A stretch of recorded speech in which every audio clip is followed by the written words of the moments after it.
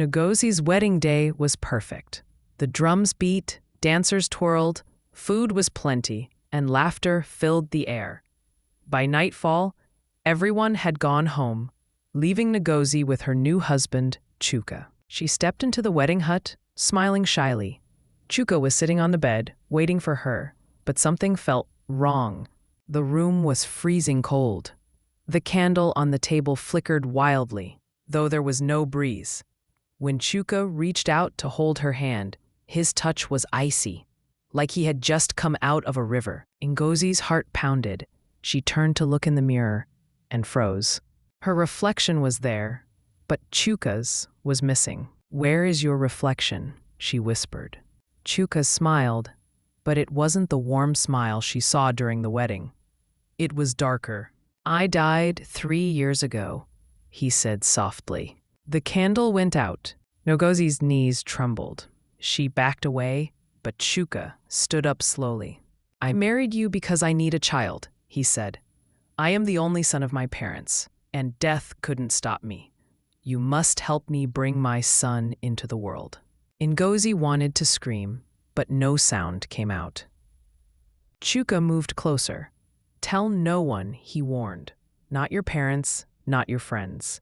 You are mine, in life and in death." Every night, Chuka repeated those words as he laid beside her. Ngozi's fear turned to silent suffering. Months passed. She became pregnant. When she finally gave birth to a bouncing baby boy, Chuka held the child and smiled. "Ngozi," he said, "you have fulfilled my mission.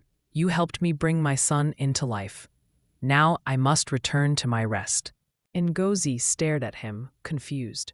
But Chuka simply kissed the baby and told her to prepare for a journey. The next morning, he drove her to a faraway town. "Where are we going?" she asked. "To visit a family friend," Chuka replied, without taking his eyes off the road.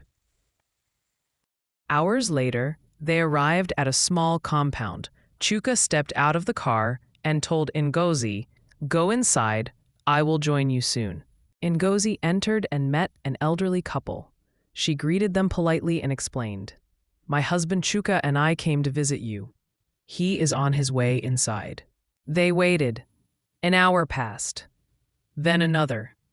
Chuka never came. Night fell. Ngozi grew restless.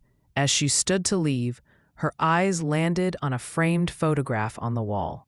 Her heart stopped. It was Chuka. "Please," she asked in a shaking voice, "is this your son?"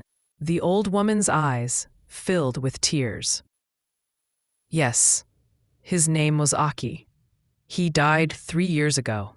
Ngozi collapsed to the floor, screaming. Now, everything made sense. She cried and told them everything.